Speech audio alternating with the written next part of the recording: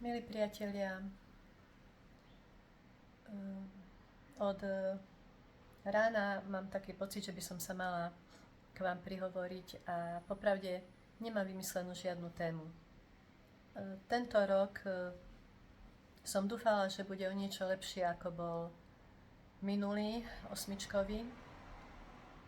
A tak stále rozmýšľam nad tým, že proste v tomto roku všetko sa mení, všetko odchádza, končí. Proste je to rok, ktorý po niektorým ľuďom nedá ani dýchať. Neviem, ako to máte vy, by som bola rada, keby ste mi aj o tom napísali. Pozerám sa, ako tá planéta sa ženie do záhuby, alebo ako ju ženieme my do záhuby. Pozerám sa, čo sa deje so vzťahmi. Toxické sa rozpadá. Toxickí ľudia odchádzajú z našich životov.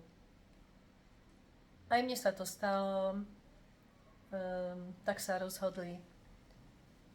Popravde, áno, je pravda, že som z toho smutná, lebo som ich mala rada, ale je to tak, je to ich slobodná vôľa. Pán Boh nám dal, ponechal slobodnú vôľu, takže rozhodujeme sa sami za seba. No, napíšte mi, či aj vo vašich rodinách sa deje niečo podobné. Tí ľudia chýbajú, ale samozrejme duchovne sťahovať sa nemôžem nechať. Takže vlastne myslím na nich s láskou a to je všetko.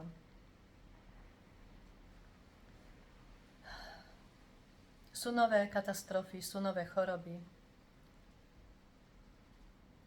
Deje sa nové vojny, alebo obnovili sa staré vojny. Ľudia sa nad tým nezamysleli, možno, že to nechcú ani napraviť, pretože sú duchovne leniví. Alebo si povedia, čo už ja zmôžem. Áno, je to pravda, jedinec môže sám za seba. Ako ďalej? Neviem. Taká melancholia ma pochytila a jednoducho potrebovala som sa s tým nejak zdôveriť vám, milí priatelia. Falošní proroci zvádzajú ľudí, temno preťahuje ľudí na svoju stranu. Čo vlastne majú robiť tí vyslanci svetla, alebo tie bytosti svetla?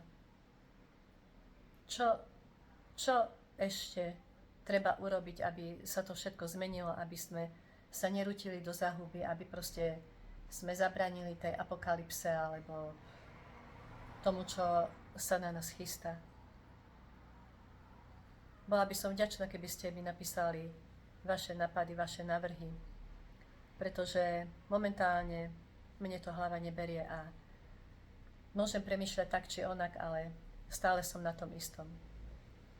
Ja vám ďakujem za pozornosť a keď niekto mal zlý pocit z môjho videa, tak sa veľmi ospravedlňujem, ale beriem vás ako rodinu a jednoducho nemala som sa s kým podeliť o tie moje pocity, ktoré už vlastne dlhšie vo mne prebývajú a niekedy to treba pustiť von a keď už nemám nikoho na objatie, tak aspoň na to, aby som sa mohla zdôveriť.